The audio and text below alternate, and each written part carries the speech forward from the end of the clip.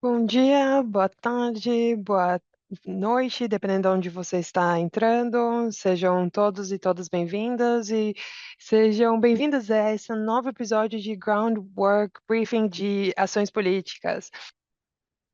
A gente está deixando as pessoas entrarem no webinário. Nós temos mais de 350 pessoas registradas para esse webinário, então nós vamos dar alguns minutos para que as pessoas possam se juntar. Mas, novamente, sejam todos e todas bem-vindos ao evento da Groundwork Policy Briefing for Action. Bom dia, boa tarde. Conforme as pessoas vão entrando na sala, por favor, se apresente no chat. A gente adoraria saber quem vocês são e de onde vocês estão participando. Como vocês sabem, essa sessão faz parte da Groundwork Policy Briefing for Actions, e é um coletivo da Seeds for Change, e nós temos o apoio da CLUA. Já desde 2023, essas reuniões alcançam mais de 2.000 pessoas atuando nas áreas de clima, biodiversidade e governança energética. Então, sejam bem-vindos à sessão de hoje. Nós estamos vendo aqui quem está chegando na sala, então, para que nós demos boas-vindas a todos e todas. Tem sempre alguém que chega um pouquinho atrasado, então conforme você vai entrando, por favor, se apresente no chat, diz quem você é e de que parte do mundo que você está participando hoje. E da onde você está vindo, desejo um bom dia, boa tarde, uma boa noite. Algumas coisas práticas antes da gente começar, nós temos interpretação ao vivo em inglês, espanhol, português, francês e Bahasa Indonésia. Então, se você tem alguma dúvida, procure o ícone do globo na parte inferior da tela para escolher o seu idioma de interpretação de preferência. A sessão será em inglês, a maioria dos palestrantes vão falar em inglês, alguns em espanhol. E você pode escolher o idioma que você gostaria de ouvir essa sessão. Então, lembre-se de ouvir para ouvir no seu idioma de preferência, clique no ícone do globo na parte inferior da tela. E se você está usando um celular, você vai encontrar isso no menu Mais. E uma vez que você escolher o seu idioma, lembre-se de silenciar o áudio original para somente ouvir a interpretação, senão você vai ouvir dois idiomas ao mesmo tempo, isso talvez possa ser um pouco confuso. Então, conforme a gente vai continuando a sessão, abra o chat, coloque o seu nome, sua organização, o país onde você está entrando. E se você quiser salvar o chat, você pode fazer isso também. É muito bacana ver quem está aqui na sala hoje. E lembrem-se que as perguntas vão na caixinha de perguntas e respostas, na parte inferior da tela, onde você pode escrever as suas perguntas. Por favor, não coloque as suas perguntas no chat, que senão a gente pode perdê-las. Vamos ter muitas coisas acontecendo na sessão de hoje, então sempre faça as suas perguntas na caixinha de perguntas e respostas, para a gente garantir que nenhuma pergunta se perca. Mas envie a pergunta quando vier um pensamento, não precisa esperar até o final. Nós vamos responder o máximo de perguntas possíveis e a segunda metade da sessão será somente para as perguntas. Então, coloque no chat, e às vezes um palestrante pode responder antes do final do webinário, mas então não sinta-se com vergonha, pode colocar a sua pergunta. Olá, é um prazer ver todos e todas aqui. Eu estou dando uma olhada aqui no chat, é muito bacana ver que está todo mundo ativo e engajado. Então, vamos começar. Deixa eu dar um pouco de contexto da onde a gente está aqui hoje.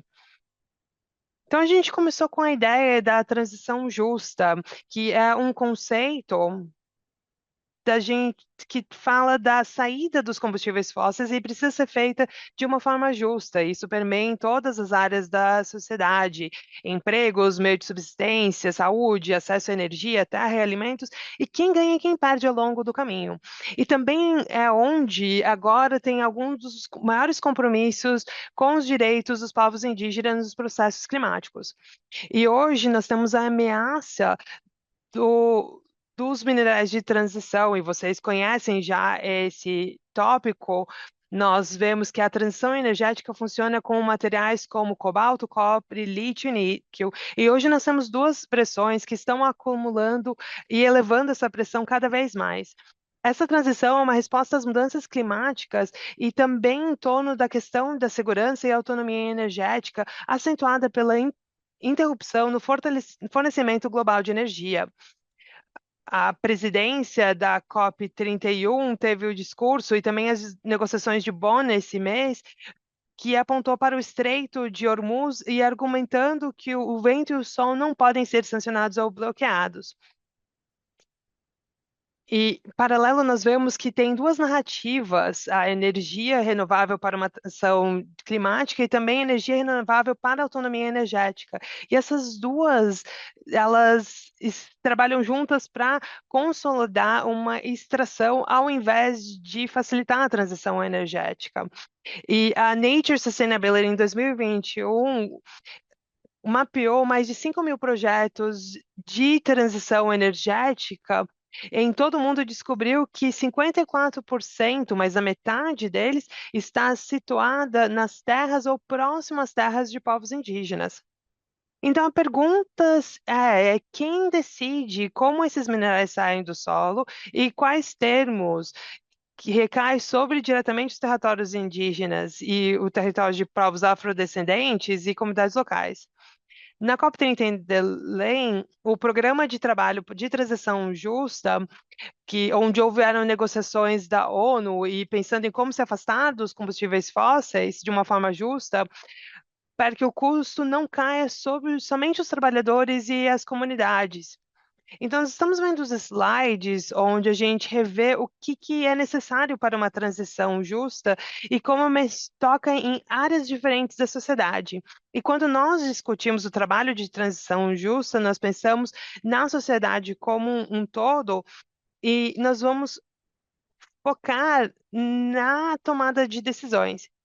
E o que aconteceu na COP30, que depois de anos de trabalho de incidência, houveram uma das maiores linguagens mais fortes de transição justa?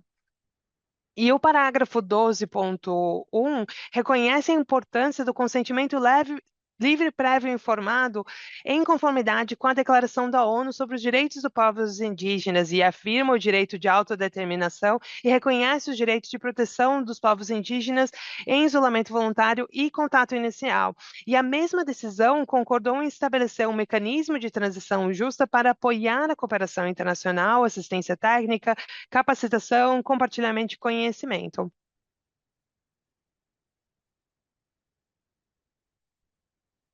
Vamos para o próximo slide.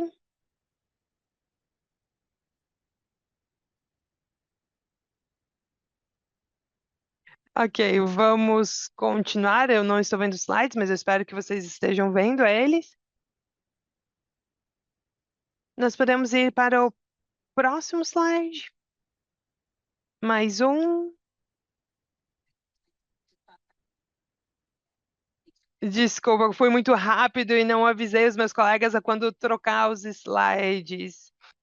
Então, se lembrem dessa estatística de 54% dos projetos de transição justa e com combustíveis, com minerais estão em terras indígenas.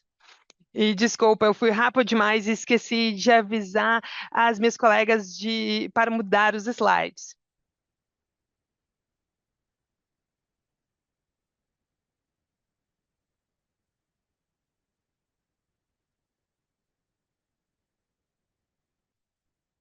Um slide antes, por favor.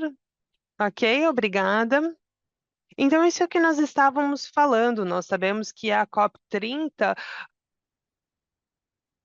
a linguagem mais forte foi concordada e também foi acordado um novo mecanismo para uma transição justa.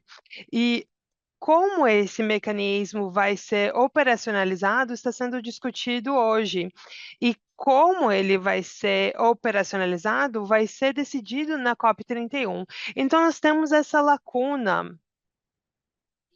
porque nesse acordo da COP30 existe essa lacuna que é uma referência à menção de minerais de transição e os impactos da extração de mineral. Então, esses dois pontos foram tirados do texto final. Então, o processo climático afirma os direitos dos povos cujas terras possuem esses minerais e, ao mesmo tempo, não fala nada sobre a extração dentro dessas terras. O Fórum Permanente da ONU sobre Questões Indígenas identificou essa lacuna diretamente e refletindo que o CLPI esteja enquadrado nas decisões. Então, essa lacuna é o trabalho entre hoje até a COP31 em Antalya, no final desse ano. Então, nós temos 6 meses. O mecanismo ele ainda precisa ser operacionalizado e para que nós tenhamos um caminho entrando nos territórios, e essas perguntas todas elas estão abertas. E é isso que está sendo discutido nas negociações climáticas de Bonn no momento. Agora é uma oportunidade que está acontecendo agora, é uma oportunidade viva, e é por isso que nós estamos aqui hoje. Cada um dos nossos 4 palestrantes carrega uma parte dessa história. Nós temos Joan Carling.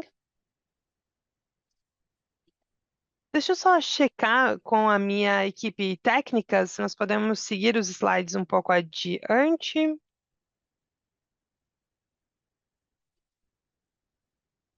Mais um slide para frente.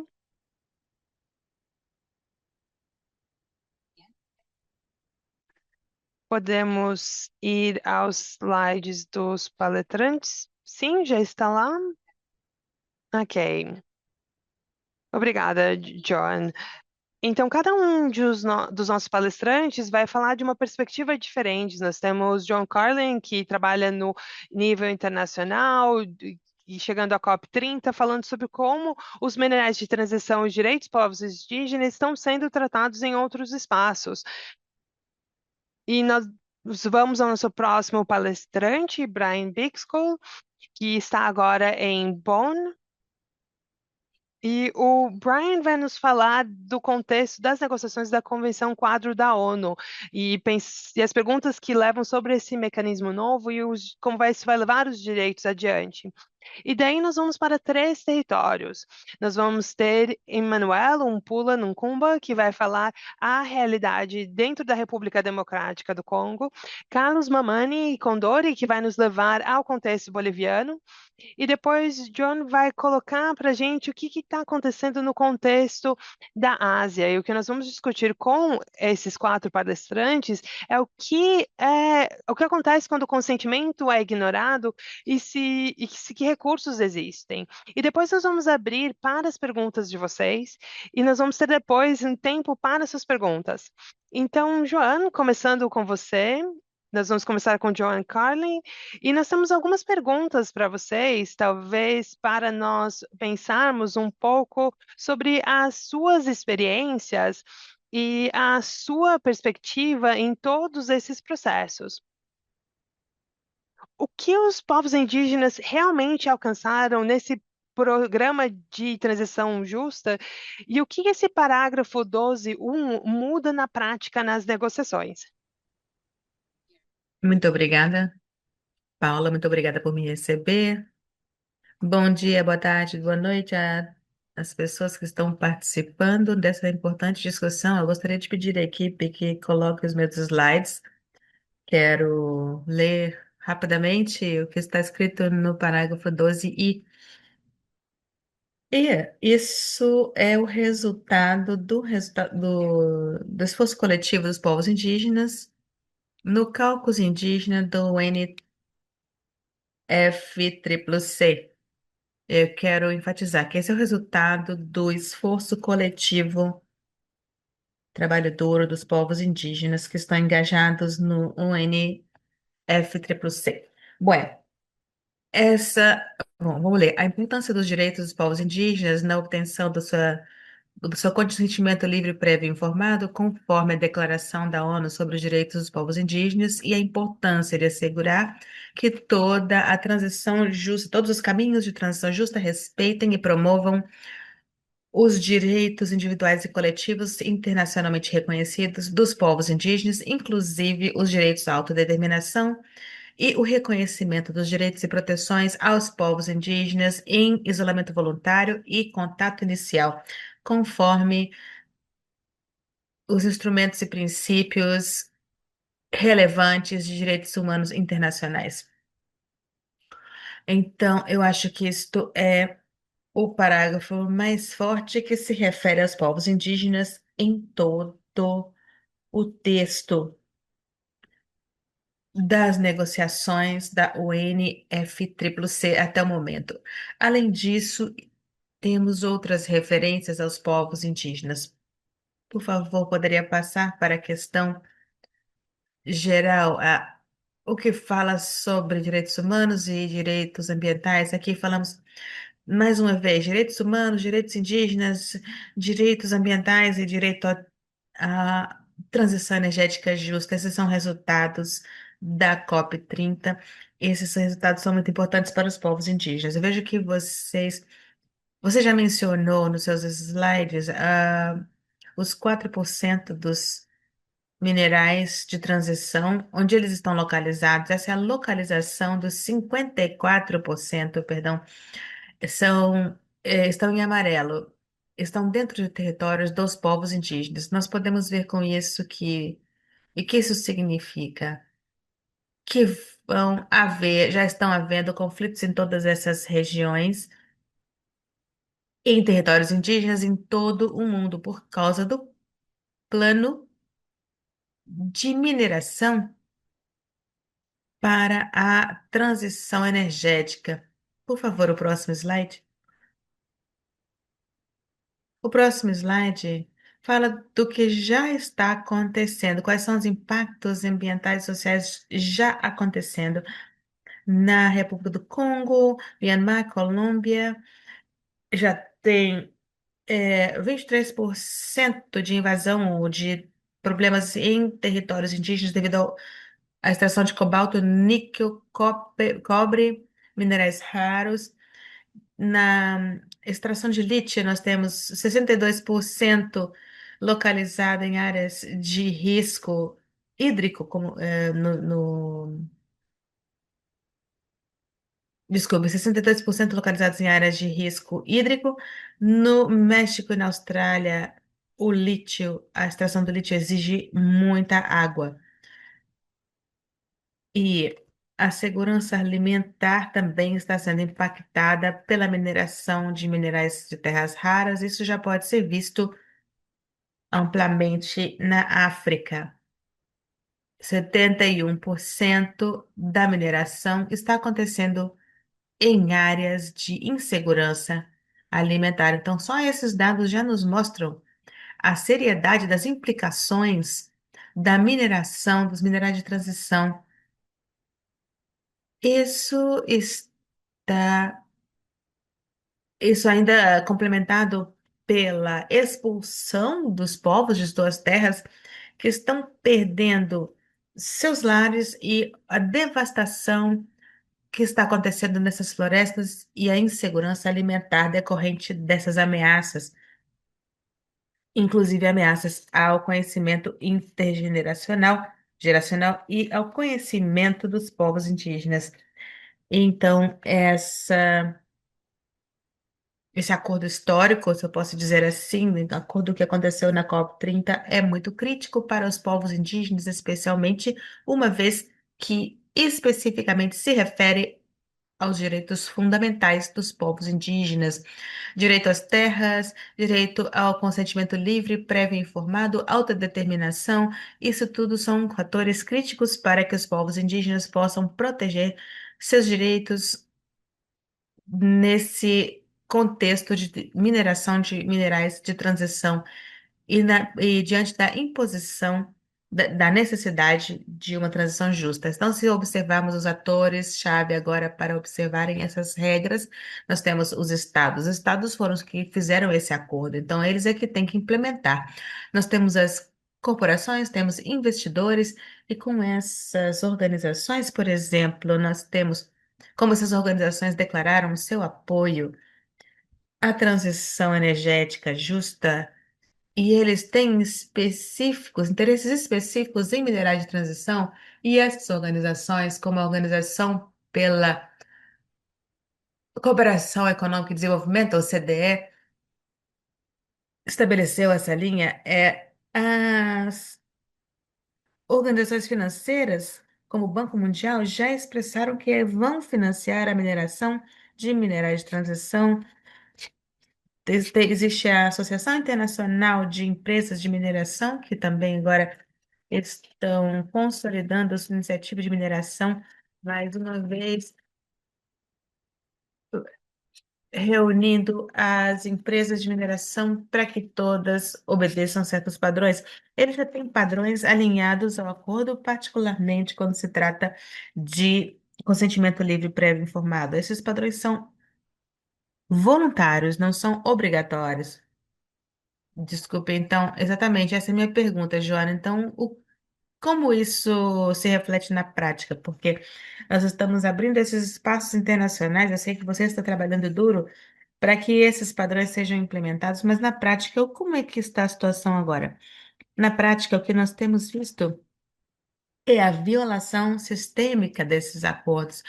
É o que está prevalecendo, infelizmente, e isso é o que nos preocupa. Nós, mais uma vez, como eu disse, isto está sendo imposto. Essa mineração está ocorrendo sem consentimento livre prévio informado. Então, isso é uma ferramenta que nós temos da COP30. Nós não, nós, nós podemos demandar a implementação obrigatória, garantindo que a conduta correta seja adotada com a participação dos povos indígenas para a implementação desse acordo. Isso é tudo parte da política, mas não está sendo implementada. Por isso que nós vemos violações sistêmicas, como grilagem e tomada à força de recursos. Isso ainda está acontecendo em muitas partes onde a transição mineral está acontecendo. Então, o que nós precisamos fazer é regular essas empresas para garantir que cumpram os acordos e que os estados regulem os atores. Está no poder dos estados regular as empresas e investidores para obrigá-los a cumprir os direitos humanos, os direitos dos povos indígenas, para que eles tenham políticas claras para implementar o consentimento livre, prévio informado e estabelecer mecanismos de compensação que sejam eficazes, porque isso é parte do problema, do desafio que nós estamos enfrentando agora. Quando as comunidades são expulsas das terras, elas não têm para onde ir. Isso não é, e não existe acesso à justiça. Enquanto suas terras estão sendo destruídas, ou poluídas, e eles perdem seus meios de vida, de subsistência, eles também não têm para onde ir quando são expulsos, quando são forçados a sair das terras. Então, esse é um problema grave da mineração de minerais de transição. Não existe responsabilização, mecanismos de responsabilização quando os direitos indígenas são violados por empresas ou mesmo estados que estão perseguindo essa mineração e perseguindo os povos indígenas e violando os seus direitos. Então, nós precisamos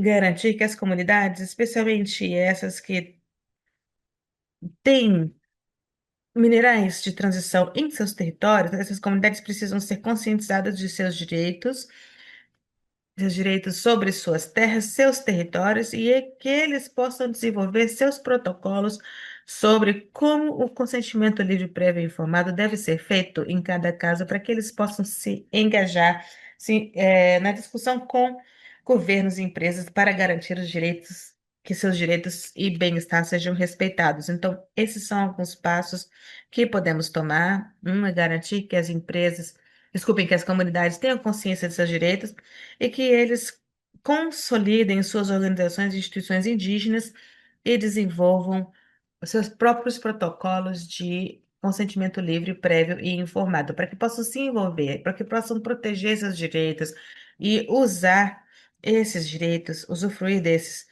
direitos, para que não sejam apenas consultados, mas que também sejam, eh, possam emitir seu consentimento antes que aconteça qualquer atividade de mineração. O que está acontecendo agora é que o processo de consulta só acontece quando já foram emitidas as licenças de mineração para as empresas, então o consentimento, a prioridade não foi respeitada. A consulta precisa acontecer antes da exploração acontecer ou ser autorizada. Precisa ser compartilhada informação objetiva sobre os impactos adversos da mineração. Isso deve ser compartilhado de forma clara com as comunidades. Então, as comunidades podem usar esses direitos agora. As empresas envolvidas na transição justa têm que cumprir, têm que respeitar os direitos indígenas e têm que obter a permissão para a mineração. Permissão de cada povo, cada território. Sim, vamos falar sobre o que está acontecendo na Ásia com relação ao que você explicou aqui, com relação ao desrespeito aos direitos indígenas territoriais. Então, você pode falar um pouquinho sobre o que está acontecendo. Brian, você estava na sala quando esse acordo foi forjado na COP30 e agora está em Bonn discutindo o que significa esse mecanismo, como ele deveria ser. Vamos passar para o Brian agora e ver o que está acontecendo em Bonn e que ele possa nos atualizar um pouquinho. Brian, seja bem-vindo, é um prazer tê-lo aqui e obrigado por escapar das salas de negociação da Bonn para estar conosco hoje. Você poderia nos descrever quais são as pressões sobre a questão da transição justa dos minerais de transição justa, de transição energética, a mineração de lítio de terras raras e outros minerais estão acontecendo de forma intensiva. E como essa pressão está acontecendo dentro da COP? Como a transição, como a linguagem está sendo adaptada no texto final sobre a questão da transição justa. Vai ajudaria muito a nossa plateia a entender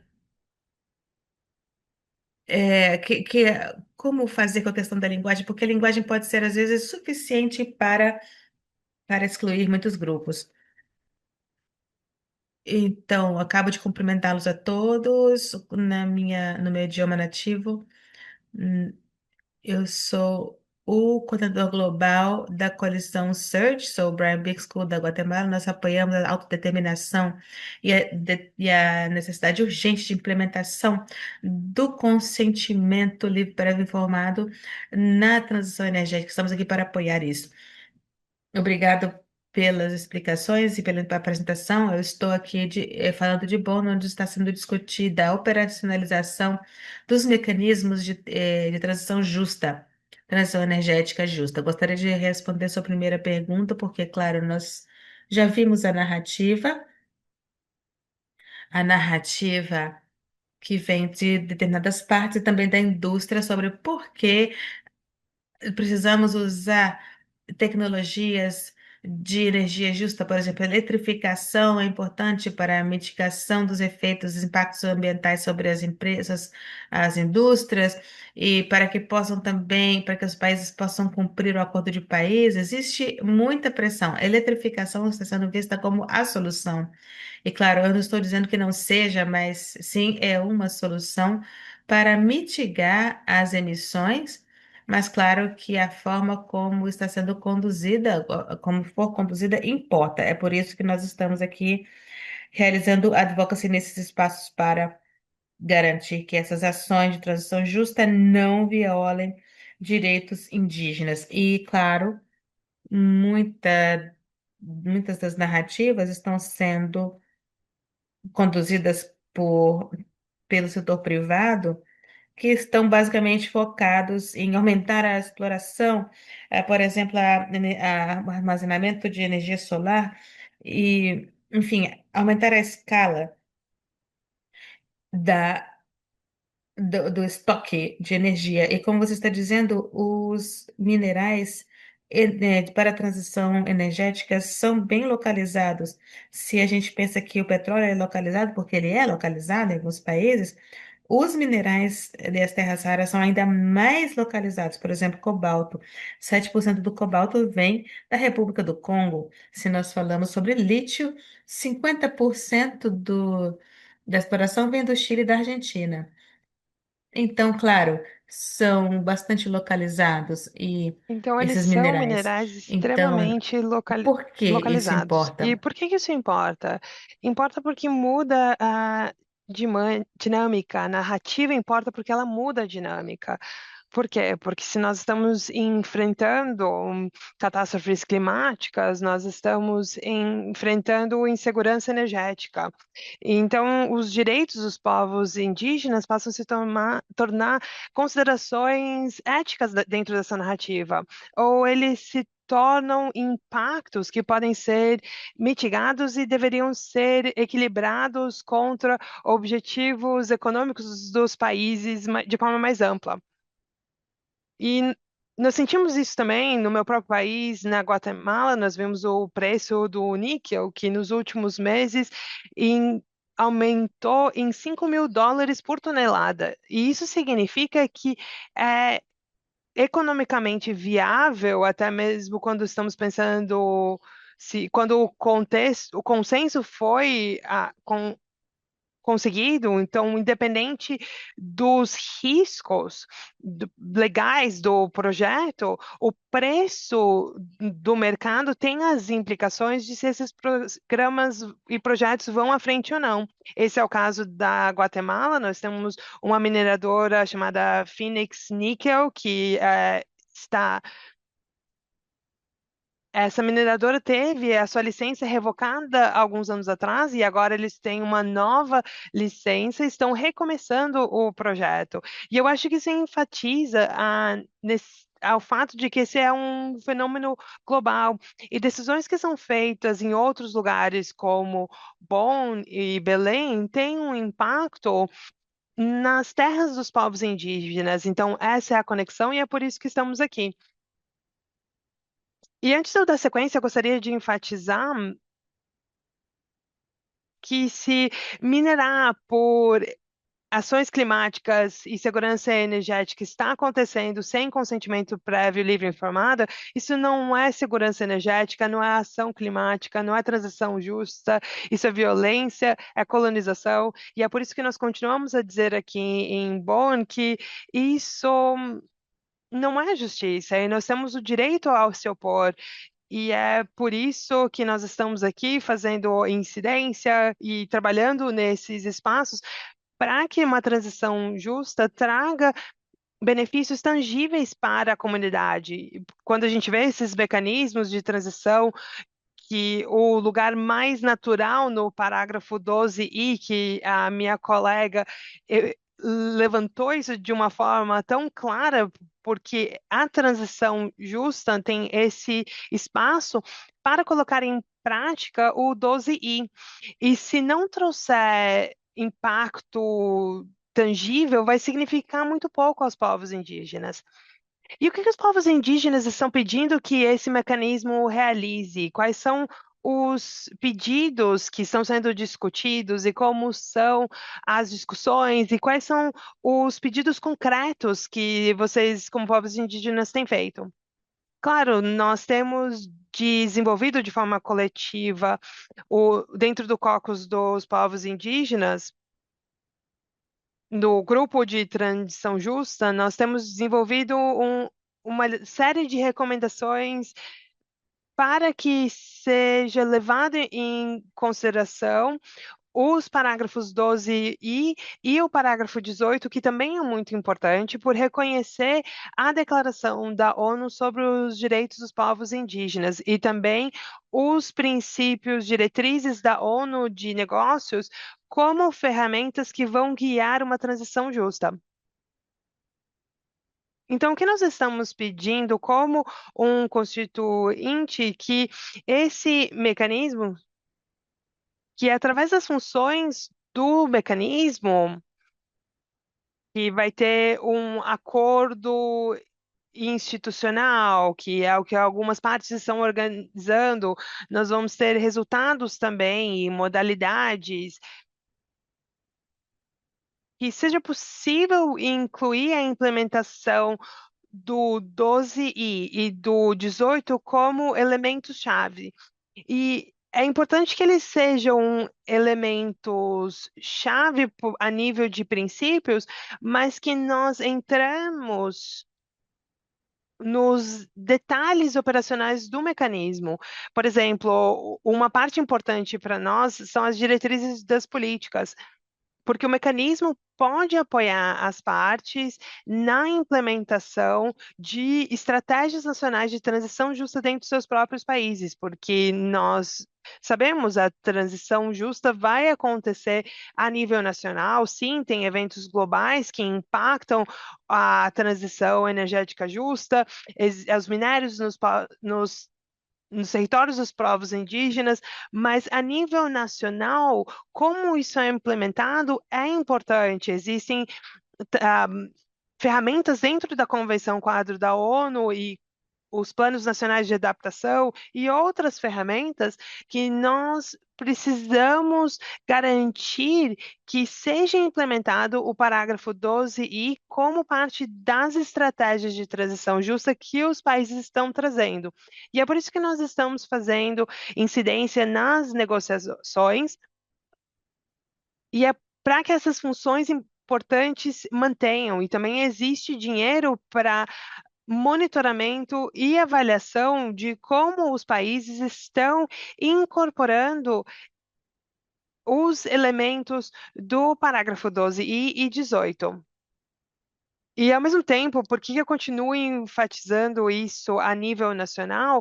Porque, é claro, uma transição justa, como é entendida dentro do sistema da Convenção Quadro, é determinado nacionalmente. Então, sim, nós podemos fazer recomendações, podemos submeter sugestões, participar das negociações, mas no final é voluntário. E os países eles precisam adotar e incorporar, é necessária a vontade para fazer isso. Então, nós precisamos seguir adiante se nós formos bem-sucedidos em incluir esses elementos das negociações do mecanismo e das funções do mecanismo, e também continuar o nosso trabalho de incidência a nível nacional.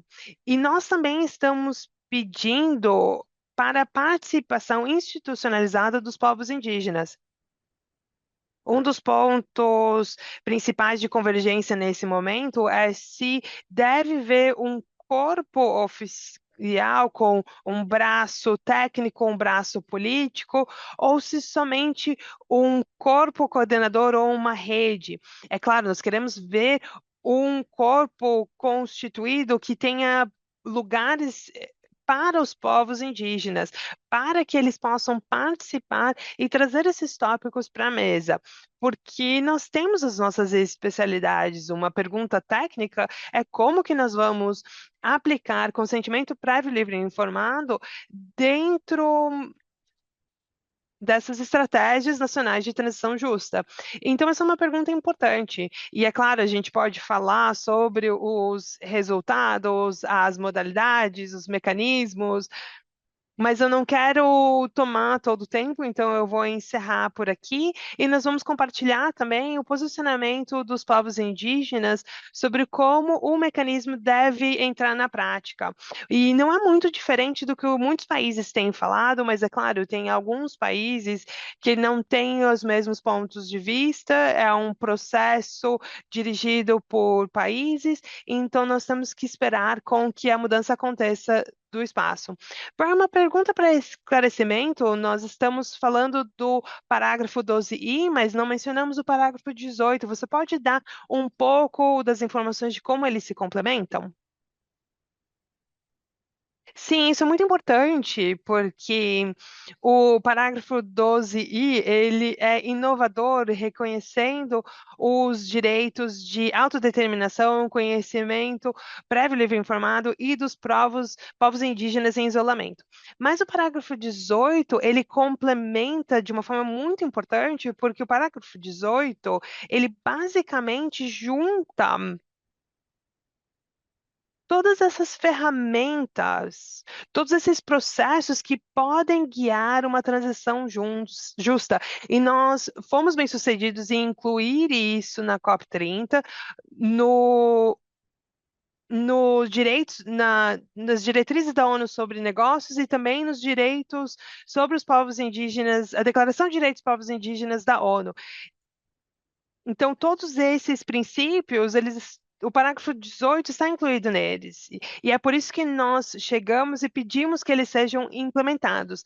Mas, é claro, existem partes que ainda estão fazendo suas declarações e pedindo que esses elementos importantes não sejam considerados na implementação do mecanismo de uma transição justa que destaca o porquê nós precisamos realmente estar cientes que o parágrafo 12 e 18, eles estabelecem uma norma de como governos e negócios conduzam uma transição justa que entregue benefícios tangíveis para as comunidades indígenas nos locais. Obrigada, Brian, e isso conecta com o que a Joana estava falando e desses espaços a mais que garantam que sejam respeitados e também como a gente coloca no terreno a nível nacional, porque essas são recomendações e ele que precisam ser implementadas. E então, por isso que é tão importante esse aspecto da implementação. Eu agora gostaria de ver e lembrar como um grupo que todos esses acordos necessitam de consenso, e é por isso que essas discussões são longas e às vezes elas não funcionam, mas a maioria dos países que participam, existem muita negociação e às vezes um governo específico ele pode ser contra e atrasar os processos. Brian, obrigada por isso, e daqui a pouco nós voltamos com você com perguntas do público e do grupo. E agora nós vamos ao Emanuel Umpalanucumba. Ele vai falar um pouco mais do que está acontecendo na República Democrática do Congo. Então vamos ver, Emanuel. Seja bem-vindo ao grupo. Se você puder, por favor, abra sua câmera, ou se sua internet não está estável. Aqui, Emanuel, obrigada. Perfeito, aí você está. Seja bem-vindo, Emanuel. O Emanuel é o fundador e diretor executivo da Afterwatch, que está aqui na República Democrática do Congo. Ele passou mais de 20 anos dedicando-se à governança da mineração e os direitos comunitários da região cultural da República Democrática do Congo. Então, como a República Democrática do Congo valida isso? E quais são os processos que estão dentro do país? Nós estamos tentando entender qual que é a diferença entre essas premissas e o que a comunidade está vendo na prática, qual é a realidade da República Democrática do Congo. Certo, muito obrigada. Eu vou começar passando para vocês um pouco de contexto para que vocês possam entender o que acontece depois.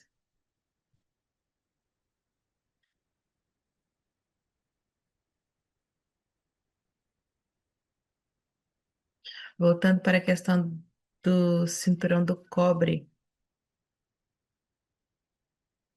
nós temos muitos minerais críticos, cobre, cobalto, zinco, e hoje eu posso dizer que a produção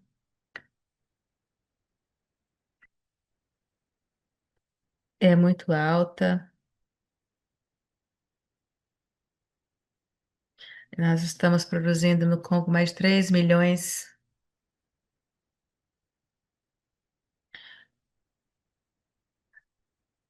Estão pedindo para que o senhor fale um pouco mais alto, por favor. Congo está produzindo cerca de 3 milhões, mais de 3 milhões de toneladas de cobre, mais de 200 mil toneladas de cobalto. Isso em 2026, o Congo produziu mais de 240 toneladas de zinco.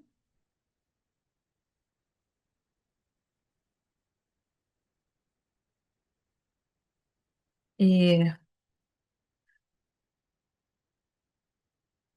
quando o Congo começa a produzir lítio, é um dos maiores produtores de lítio.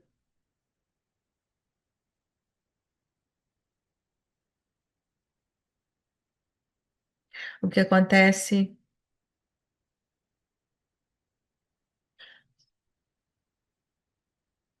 é que a produção caiu nos anos 2000, nós começamos em 2001.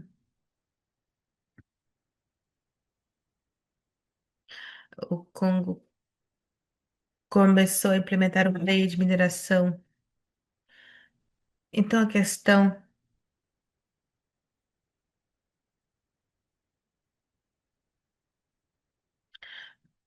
questão de, a questão de agregação de valor é uma questão chave, mas o que eu posso dizer é que a mineração foi aberta a empresas privadas e eu acho que o Congo não pensou sobre acrescentar, agregar valor em nível local naquele momento.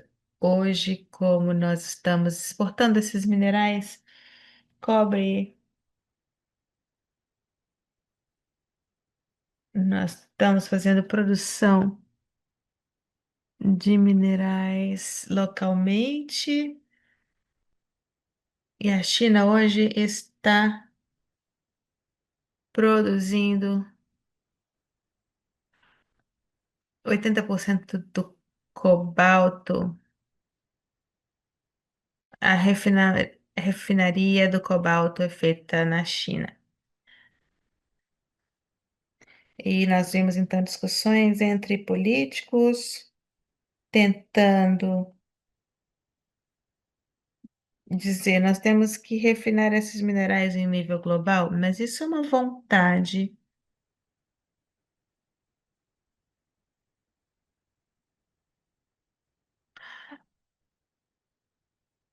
Então existe uma diferença entre a materialização e a implementação, e tem muitos motivos para isso.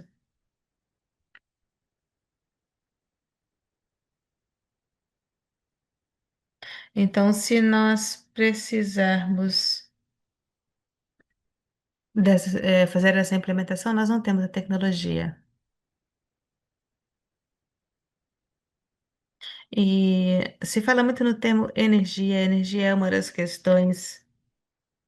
As empresas estão falando, a gente não tem energia suficiente, então não podemos fazer, não podemos refinar os minerais, precisamos levar para outros países onde existe mais energia. Então, nós precisamos, esse é um dos motivos que nós precisamos de energia. E terceiro, nós precisamos do ecossistema, porque eu não sou especialista, mas o que as pessoas normalmente dizem é que você não pode, na questão do cobalto, você não pode agregar valor no nível local, vamos dizer assim, no Congo, e você precisa produzir as baterias em outro lugar. Então, não dá para mudar esses materiais do Congo para a China, por exemplo. Nós temos que ter um ecossistema que funcione, onde seja refinado localmente e você possa fazer produção local. Esse é outro desafio. Então, se as pessoas estão dizendo, bom, se o Congo precisa refinar, a gente precisa ter esse, essa estrutura para fazer isso. Outra questão é financiamento. Para a gente financiar essa ideia de agregação de valor localmente, A gente. Se outros países dizem, nós vamos fazer a refinagem para vocês, significa que nós temos que ter os recursos para fazer isso. Então, nós estamos discutindo, o ministro da, de mineração, outras partes estão discutindo isso, mas, então, para poder apoiar.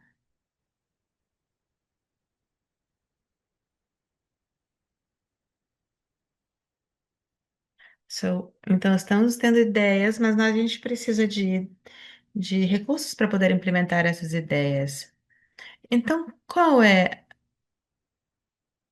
a brecha? Tem uma brecha, é uma lacuna entre o que acontece, entre as ideias e o que acontece de fato nas comunidades. O que está acontecendo é que estamos falando das consultas.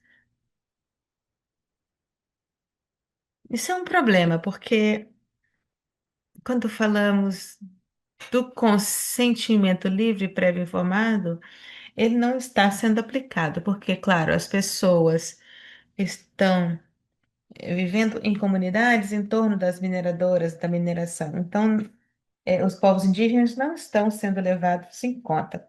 Não sei se está sendo levado em conta as comunidades locais. Enfim, existe uma lacuna muito grande. Por que nós não podemos incluir todos da mesma maneira? Tem povos indígenas, como povos indígenas, por exemplo, os ministérios, as empresas, veem tudo como uma comunidade única, então esse é um problema. Não foram consultados, não houve um processo de consentimento prévio livre e informado. Por exemplo, no caso de Manoel. Tem aí povos indígenas e não está sendo aplicado o consentimento livre prévio informado. E quando a gente fez pressão para que isso, nós fizemos pressão para que isso acontecesse, mas está ainda um processo de licenciamento acontecendo, mas as regras não estão claras. Então, por exemplo, nós, como ONGs, também não podemos fazer parte disso. A gente vê que já existe uma licença, por exemplo, de mineração para empresa, isso já é um- uma ação política. Não existe respeito ao consentimento livre prévio informado. Então, o problema é político. Nós estamos falando também especificamente sobre a contaminação, porque existe contaminação da água, do ar, do solo. Nós publicamos quatro relatórios, vocês podem visitar no nosso website, vocês podem ver como os tipos diferentes de contaminação estão acontecendo e como isso é um problema. Isso gera problemas e essa contaminação destrói a terra. Não se pode cultivar a terra como se precisa devido a toda essa contaminação. Se vocês forem visitar as mineradoras, vocês vão ver que as pessoas estão morrendo de fome porque elas não podem cultivar sua comida e não estão fazendo isso por causa da mineração. E o Estado não está utilizando a sua autoridade e seu poder para deter essa contaminação. Então, por exemplo, também a gente vê que as comunidades que vivem ao redor, em torno dessas mineradoras, também estão sofrendo os impactos da ganância, por exemplo. Se nós observarmos o que aconteceu de 2000 a 2012, até 2010, desculpem, com a mineração, eles falam que, por exemplo, existem melhorias porque as autoridades locais receberam um pouco de dinheiro, mas depois começam os problemas de gestão nesse nível. Porque também existe um problema de gestão de recursos, porque o Estado usa seu poder, porque eles querem arrecadar mais fundos e eles querem que esses fundos cheguem de volta aos cofres. Então, o que acontece? As pessoas veem a exploração de minerais nas suas regiões? Não. Essas mineradoras não vêm com a visão de ficar. Eles querem chegar, extrair os minerais e depois eles vão embora. Então, o investimento social é muito baixo. O que acontece com essas regiões? Por exemplo, poderiam construir uma escola. O que essas pessoas poderiam fazer que, por exemplo, um hospital, porque, assim, para as pessoas que vivem na região. Então, esses são os problemas enfrentados pelas comunidades que vivem nessas regiões. Então, se vocês observarem, vocês vão ver que existe uma produção altíssima, mas a pobreza também é muito grande. Então, a gente não entende o que acontece.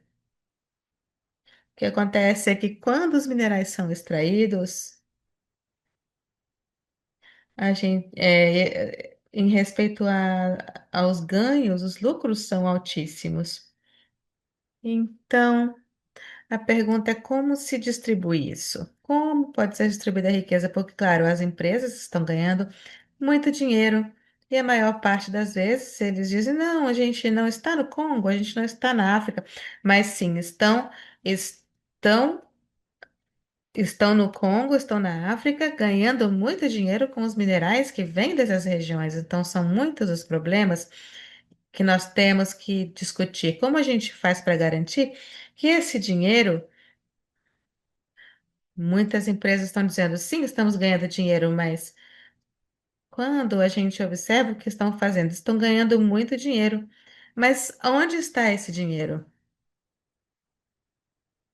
Então, entra a questão da localização. É preciso agregar valor localmente.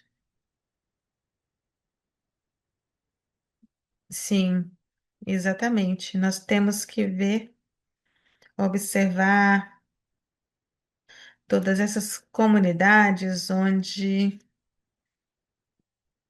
não estão sendo respeitados os direitos consuetudinários da terra. Nós fazemos agora parte de uma grande cadeia de produção que não é regulada e que não oferece apoio necessário. Temos mais perguntas para você, mas vamos prosseguir com o nosso próximo palestrante. Então, neste momento, vamos passar da região do Congo para a Bolívia e vamos falar com Carlos Mamã e com Dori, que trabalham nesses espaços diferentes. É Aymara, organizador comunitário, historiador. Eu vejo que esse assunto é muito interessante e curioso. Ele trabalha com a titulação de terras, com a questão de títulos emitidos pela coroa espanhola em 1590. Então, eu quero convidar o Carlos. Carlos, que bom poder ver você aqui, contar com você, com a gente. Espero que a sua internet esteja bem, funcionando bem. E eu gostaria de conversar um pouco com você sobre o seu trabalho, os títulos de propriedade emitidos pela coroa espanhola, porque eu sei que você está trabalhando com esses documentos como maneira de proteger os direitos dos povos indígenas sobre seus territórios e para proteger essas comunidades diante da extração de minerais em seus territórios. Carlos, por favor, pode prosseguir? Conte para nós sobre esses documentos e como está progredindo esse processo, como está sendo o seu trabalho. Isso não acontece só na Bolívia, também está trabalhando na Bolívia, na Argentina e nos Andes. Obrigada, Paula. Saudações aos meus co-palestrantes.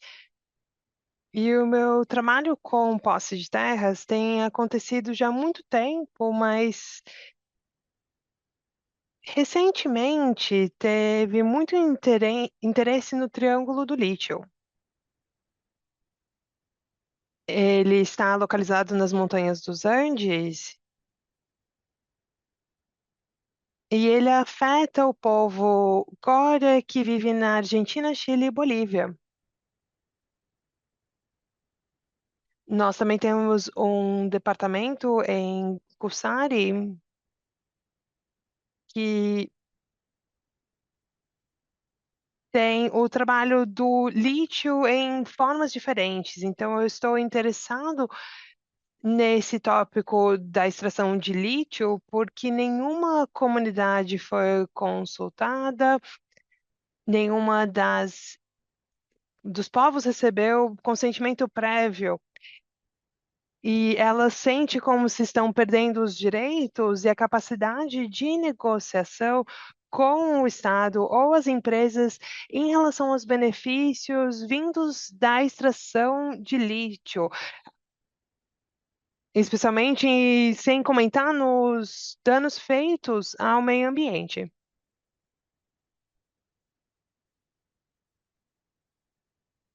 Nos últimos 8 meses, mais ou menos, voltando aos títulos coloniais,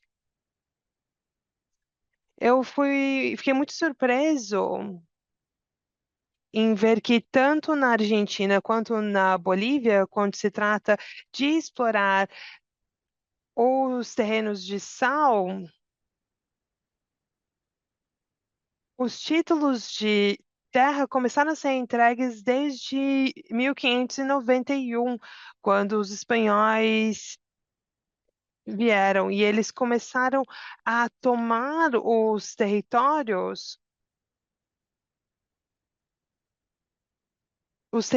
dos povos indígenas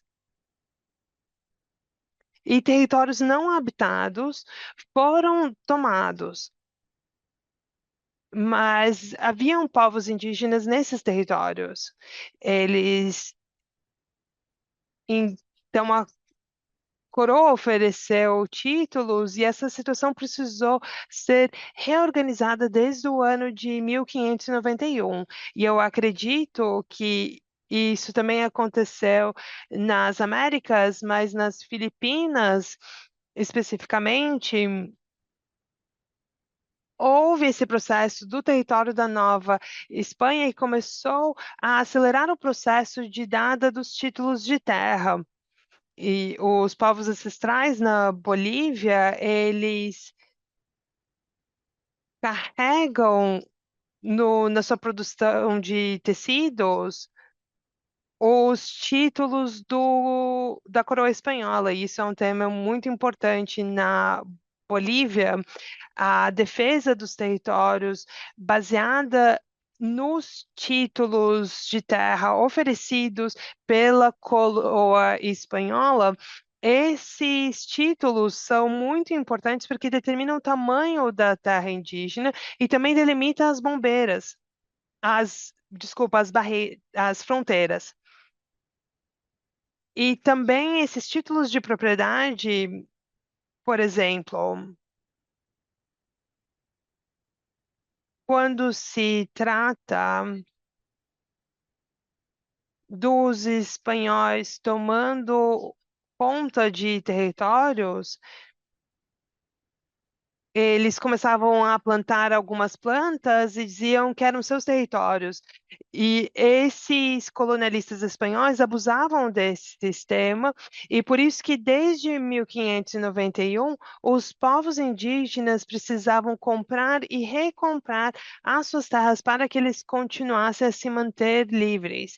Nos tempos da República, isso continuou, e até hoje existem títulos de propriedade coloniais que são preservados, mas as autoridades, quando se trata dos títulos em si, eles são muito antigos e precisam ser decifrados, não são levados em consideração pelas autoridades. E no caso da Bolívia, é dito que o Estado tem o direito maior e tudo que é ligado aos minerais ou que está embaixo da terra pertence ao Estado. E isso faz com que seja mais difícil para que os povos indígenas exercitem os seus direitos.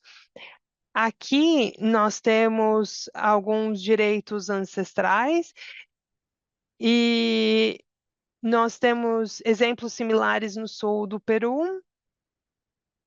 em algumas áreas da Bolívia, como em Quito,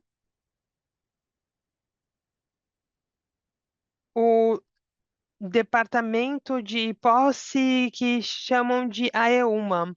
Então, esse tipo de arte, que é o que nós encontramos na região de Sal, de planícies salinas, e nós vimos que o primeiro parlamento indígena das Américas aconteceu em São Bernardino, no Paraguai, e a sua última declaração, as partes reconheceram as terras que foram tituladas, que pertenciam a nós, porque nós somos povos ancestrais. E isso é importante porque a declaração da ONU,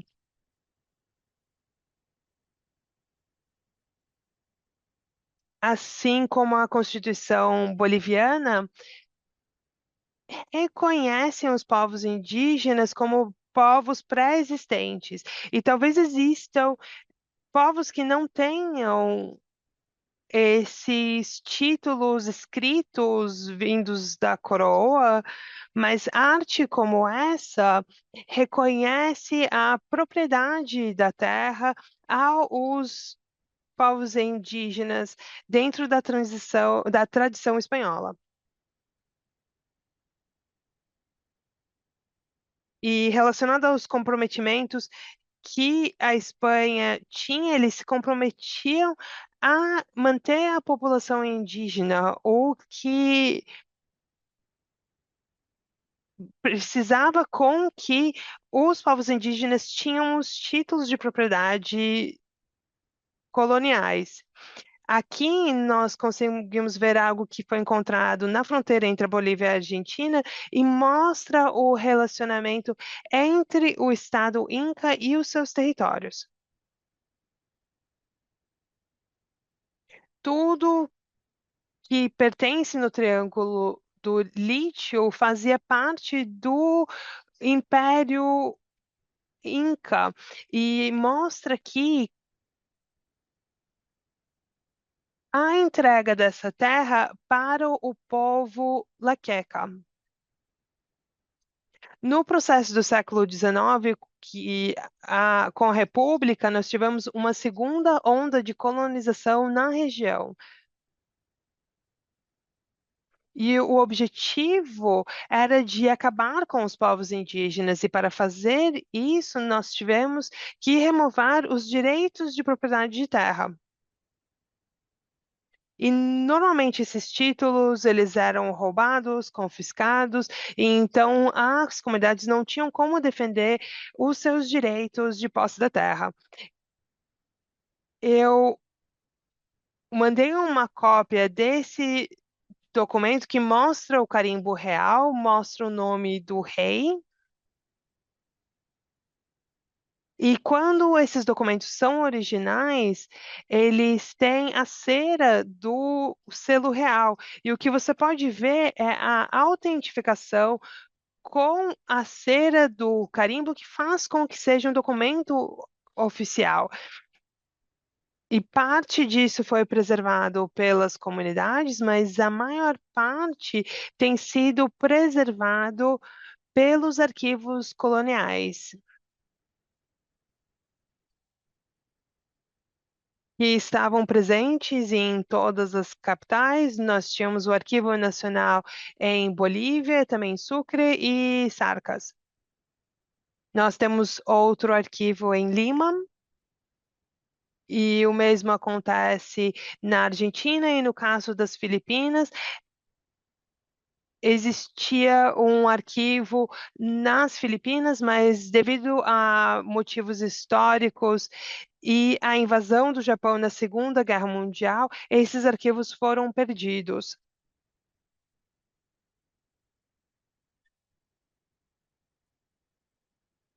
Mas os documentos relacionados com os povos filipinos podem ser verificados no México e também nos arquivos dos índios. E é muito difícil ter acesso a esses documentos, porque quando nós vamos aos catálogos, Nós não vemos a dada do governo da coroa a esses povos e comunidades.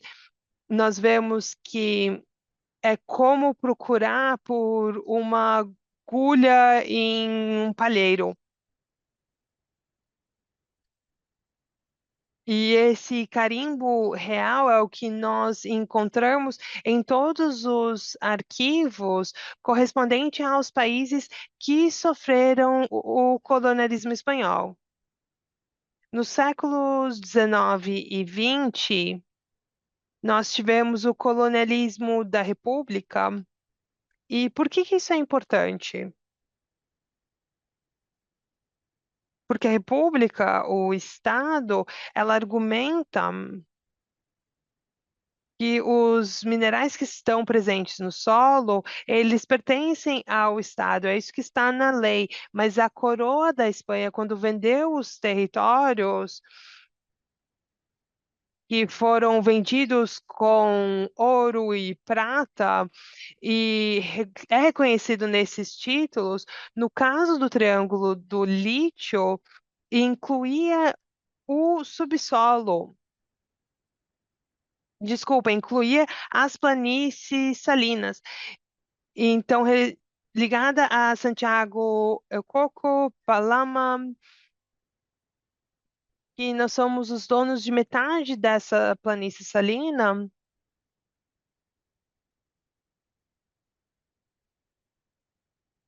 e os líderes eles realizaram os ritos tradicionais e religiosos que estão presentes dentro das suas comunidades. E para encerrar, até pouco tempo atrás, a exploração da planície salina estava nas mãos da comunidade. As suas comunidades dependiam da exploração dessas planícies. Essa jornada que você está investigando é muito incrível e tentar encontrar esses títulos de propriedade dentro das comunidades. Eu tenho umas perguntas, mas como sempre nós estamos ficando um pouco sem tempo. Mas para começar, nós queremos falar com o John sobre o que está acontecendo com a Ásia e depois eu tenho visto, nós vamos fazer algumas perguntas para todos, mas eu vejo que no chat a gente já tem boa parte das perguntas respondidas. Joana, seja bem-vinda de volta para falar o que está acontecendo no terreno agora na Ásia.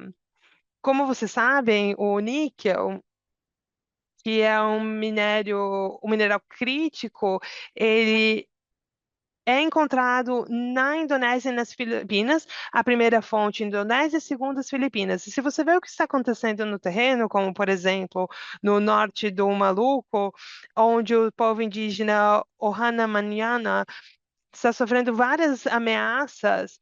E a indústria do níquel na Indonésia é central à cadeia de suprimentos global, como a gente sabe, é necessário para as baterias. Mas essas economias de minérios locais, elas destroem as florestas e os territórios indígenas.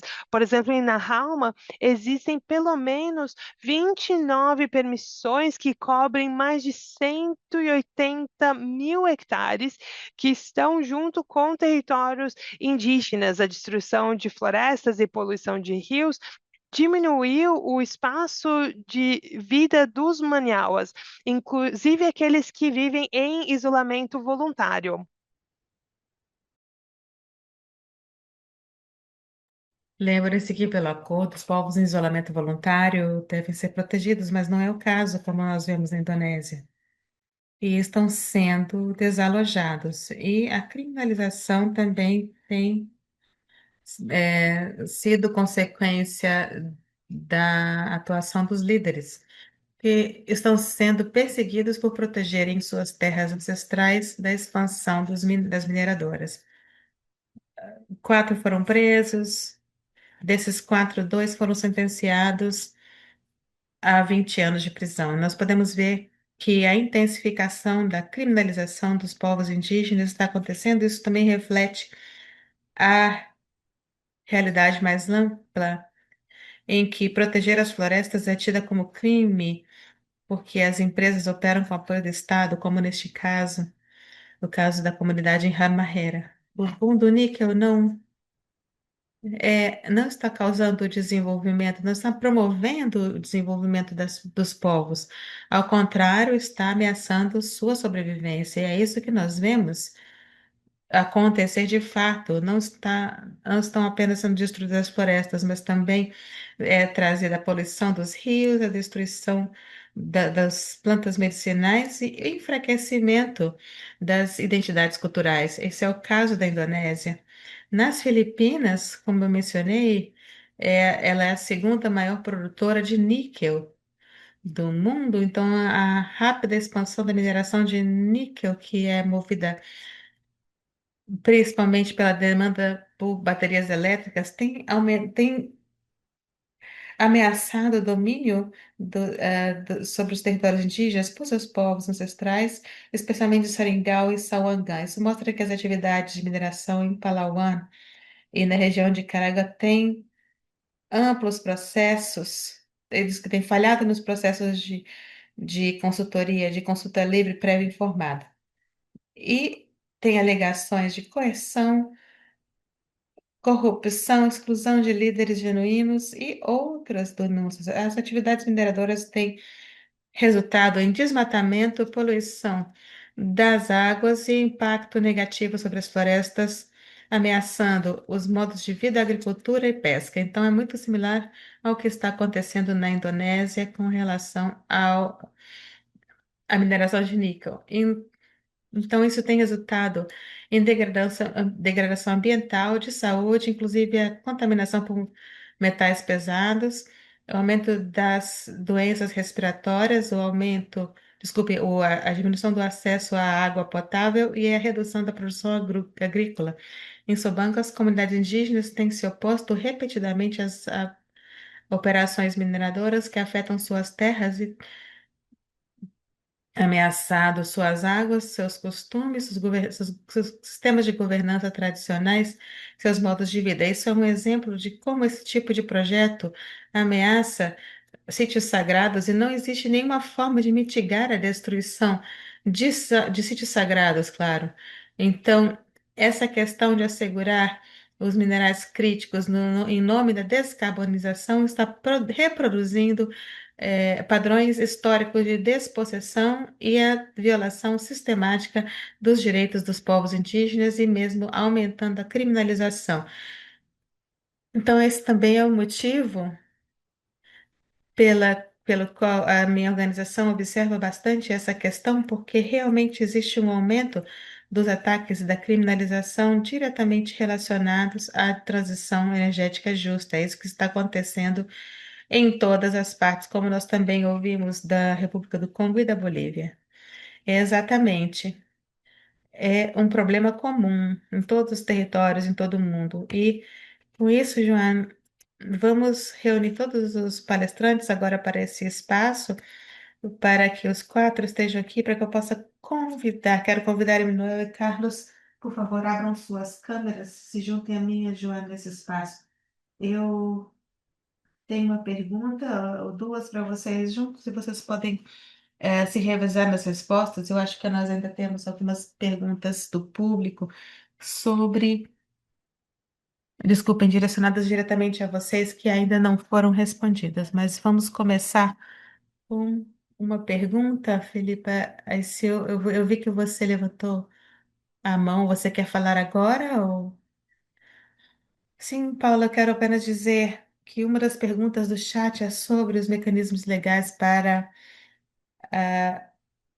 colocar em prática alguns dos mecanismos que você mencionou hoje, como mecanismos de transição justa e outros mecanismos internacionais, a saber se eles não são legalmente vinculantes ou se não são, como nós podemos tomar ação? Quais seriam as maneiras de reforçar isso legalmente? Vamos começar por aí, porque é uma questão comum e algo que tem surgido nessa conversa. O que fazer se os mecanismos não são respeitados? São recomendações ou como a gente faz para que sejam mecanismos vinculantes? Brian, Joana e Manuela, vocês gostariam de responder? Quem gostaria de falar primeiro? Brian, você quer falar? Sim, claro.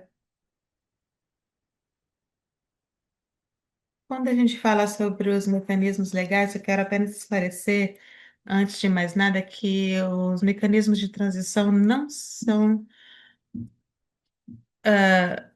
construídos de maneira a serem constituírem corpos reguladores. Nós podemos fazer advocacy, trazer essas questões ao público, permitir que seja discutido, continuarmos o advocacy e trazemos adiante os desafios e riscos colocados pela extração de minerais, como nós escutamos de Emanuel sobre cobre, sobre cobre. Quando falamos sobre cobre, os últimos números mostram que nos próximos 20 anos a humanidade vai precisar minerar a mesma quantidade de cobre que nós já mineramos em toda a nossa história, 7 milhões de toneladas cúbicas desses minerais. O que significa isso para os povos indígenas, já que esses minerais estão dentro dessas terras? Isso é algo que nos preocupa, mas o mecanismo é um mecanismo de orientação, certo? É um mecanismo que deve promover monitoramento e avaliação sobre como os direitos indígenas estão sendo incorporados nas políticas nacionais, estratégias nacionais de transição justa. Claro, então, como nós vamos continuar a lutar pela proteção dos direitos dos povos indígenas, é algo que tem que ser feito em nível nacional e é por isso que nós precisamos de leis, nós precisamos que isso seja traduzido em leis nacionais para garantir que o consentimento livre, prévio e informado seja operacional, um mecanismo implementado de fato e não apenas um processo de consulta ou um processo que não leva, no fim das contas, aos povos indígenas decidindo se permitirão ou não que aconteçam esses processos de mineração dentro de suas terras. E nós temos que lutar aí porque claro que existem muitas coisas que estão acontecendo que impedem os povos indígenas de exercerem seus direitos, esse direito ao consentimento livre para o informado, mas ele é um direito indígena. Isso não deve ser definido pelas empresas ou pelos estados. Como é que isso deve ser? Nós temos que construir nossos próprios protocolos e garantir que sejam transmitidos em forma de lei. Obrigado, Brian. Emanuel, Jean, querem complementar? Sim, eu gostaria de acrescentar. Eu já estou no campo de advocacia internacional, no nível da ONU, há anos, tentando obter orientação e tudo mais, mas eu posso usar o exemplo da ONU.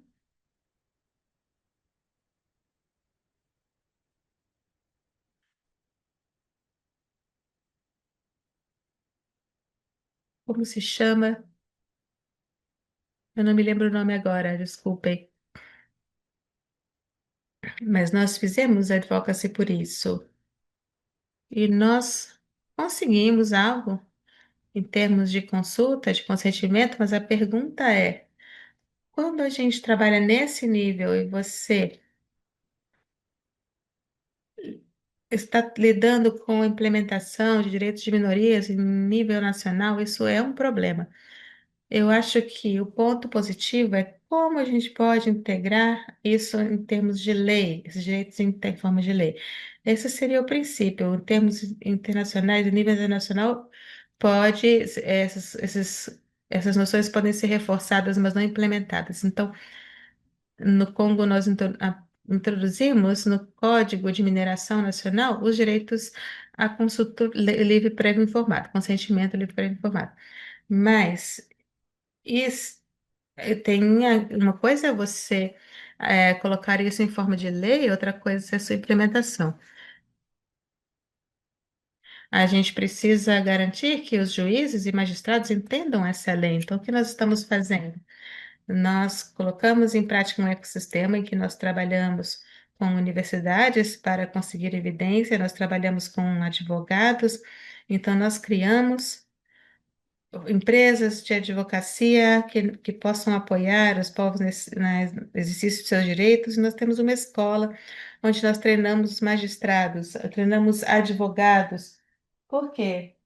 Nós temos que colocar em prática um ecossistema onde as pessoas entendam esses mecanismos. Pode ser no nível internacional, mas também é necessário assegurar que as pessoas entendam essa questão em nível nacional. Especialmente as pessoas precisam ser capazes de colocar em prática, então, para isso, precisam entender. Claro que é uma questão humana e muitas vezes advogados e magistrados não acham que a lei de mineração seja parte do sistema judiciário, por dizer assim, porque eles sabem que tem muitos interesses, tem políticos envolvidos nessas áreas, então nós precisamos levá-los a entender que a lei da mineração é uma lei como qualquer outra, sendo implementada. Então, as comunidades que vivem aí, que vivem dentro e em seus arredores, precisam ser consultadas. É preciso que os magistrados entendam. Bom, nós temos 2 minutos e tem muitos assuntos para a gente continuar a falar, porque esse é um assunto que todos nós nos sentimos muito ligados. Eu tem uma pergunta que eu gostaria que vocês considerassem. Muitas pessoas aqui trabalham em políticas, muitas pessoas no nosso público trabalham com financiamento, formulação de políticas, enfim. Então, o que eles podem fazer de agora até a COP31 para ajudar a preencher essa lacuna? Vamos sair um pouco dos mecanismos legais? Essa é a minha pergunta para o Maurício. Da parte dos mecanismos legais, qual é o escopo para os consumadores, os consumidores? Qual é o escopo para conscientizar os consumidores? Que campanhas podem ser feitas e o que que as pessoas que estão trabalhando nesse setor hoje em dia, o que que essas pessoas podem fazer de fato entre hoje e COP31 para preencher a lacuna, como nós estamos discutindo essa lacuna que existe? Sim, sim. Primeiro é apoiar as comunidades na defesa dos seus territórios, na forma como eles precisam de apoio. Segundo, tornar os consumidores desses produtos conscientes de que as baterias, por exemplo, são produzidas com o sangue dos povos indígenas, então deve haver consciência na questão de como lidar com a cadeia de abastecimento, que leva à violação sistêmica dos direitos indígenas. Os consumidores devem ser conscientizados de que não devem comprar produtos ou mesmo apoiar esse tipo de demanda que está custando mais em desigualdade, mas também não sendo uma solução eficaz para a mudança climática. Eu acho que essa deve ser uma narrativa clara. E devemos mudar a narrativa de que nós somos aqueles que estamos obstruindo a mudança, a proteção ambiental. Na verdade, nós somos aqueles que estamos protegendo o meio ambiente e evitando o agravamento das mudanças climáticas. Somos a solução e não deveríamos ser as vítimas dessa abordagem comercial que está sendo dada à transição energética, que não vai solucionar nossos problemas. Nós precisamos de solidariedade e apoio às comunidades, precisamos de apoio, precisamos de mudanças de políticas, implementação do acordo, especialmente acordos sobre direitos territoriais e consentimento livre para informado, nós precisamos de exigir que os governos e as empresas façam isso. Não deveria ser um compromisso apenas em palavras, mas e sim em termos de políticas, implementação clara e prática. Obrigada, Joan, Brian. O que você quer acrescentar? Bom, eu só posso acrescentar que não existe uma solução que vai resolver todas essas questões. Não existe a abordagem bala de prata. Nós temos que usar tudo ao nosso alcance e isso inclui liberar o poder de um consumidor bem informado. E isso inclui também trazer accountability ou responsabilização das empresas, porque nunca em nenhum momento da história as empresas foram vulneráveis, como estão sendo agora, ao escrutínio do público. E nós temos que usar isso, nós temos que usar essa plataforma, esse momento, esse impulso que nós temos para assegurar que as pessoas entendam que os minerais de transição estão sendo extraídos sem consentimento livre prévio informado e que isso é errado, que os direitos indígenas não são considerações éticas, não são impactos que não podem ser mitigados, mas isso tem que ser colocado como, sim, uma parte central da transição, o respeito aos direitos indígenas, e o mecanismo tem que fazer isso também, trazer benefícios tangíveis para as comunidades. Muito obrigada, Emanuel, e depois eu vou pedir para o Carlos também dar suas palavras finais. Emanuel, você gostaria de falar? Sim, eu gostaria. Eu quero acrescentar, eu concordo com o Brian. Eu acho que nós não precisamos, que nós não podemos deixar de utilizar nenhum dos mecanismos. Se nós pudermos conseguir soluções no nível nacional, local, isso é muito bom, mas se isso não for satisfatório, nós precisamos ir para o nível internacional e aí nós podemos escolher, tem muitos meios que nós podemos usar na ONU, na OCDE, e também nós podemos tentar utilizar a Justiça Nacional, em alguns dos casos, nós tentamos utilizar isso no passado, mas para concluir as minhas palavras, eu gostaria de recomendar o uso dos mecanismos em nível nacional. Nós temos que assegurar que esses princípios em nível internacional sejam interpretados em nível nacional, e isso vai dar para as ONGs mais poder para solucionar, para demandar justiça Isso dá com mais poder às relação à mineração. comunidades que estão vivendo nessas regiões Obrigado. mineradoras. Obrigado, Carlos. Eu não sei se você pode nos ouvir. Obrigada, Eu vou Carlos. começar a Não sei se encerrar vocês o webinário, conseguem nos porque nós ouvir. já Eu sei que a passamos gente já três passou minutos três da hora e minutos talvez da você queira aula. falar, Carlos, Carlos. você Ah, sim, consegue aí está você. Carlos, alguma palavras última finais, palavra, recomendações? recomendação ao público? Sim, o trabalho que eu estou fazendo para que CLPI seja realmente eficiente, o consentimento prévio, livre e informado. O instrumento mais poderoso, por exemplo, são os títulos, quando se fala das colônias, das antigas colônias espanholas, porque a coroa reconhece os direitos territoriais. Então, quando nós olhamos, por exemplo, ao Estado político, ao governo político no final do século XIX, início do século XX, esses territórios não existiriam sem territórios e ninguém poderia explorar os seus territórios sem o consentimento expresso dos povos indígenas. Isso é um mecanismo e instrumento muito eficiente. Então, os irmãos e as irmãs que participam das negociações da COP, etc., como o Manuel disse, eles precisam levar em consideração esses mecanismos coloniais a nível nacional para que sejam reconhecidos. Então, nós cobrimos bastante coisa hoje. Não esqueça, se você perdeu alguma informação, você não precisa se preocupar, porque nós vamos enviar as gravações. Nós também temos vários materiais multilingües que vão sair desse webinário. Se antes de você sair, por favor, responda esse questionário rápido que a Filipa colocou no chat, que vai ajudar a moldar o conteúdo desses webinários. O nosso próximo webinário vai ser no dia 30 de julho e o link está também no chat. E mais uma vez, muito obrigada aos nossos quatro panelistas, Joan, Brian, Carlos, Emanuel, obrigada por apoiar essa sessão e a nossa equipe técnica também, e a vocês por participarem conosco.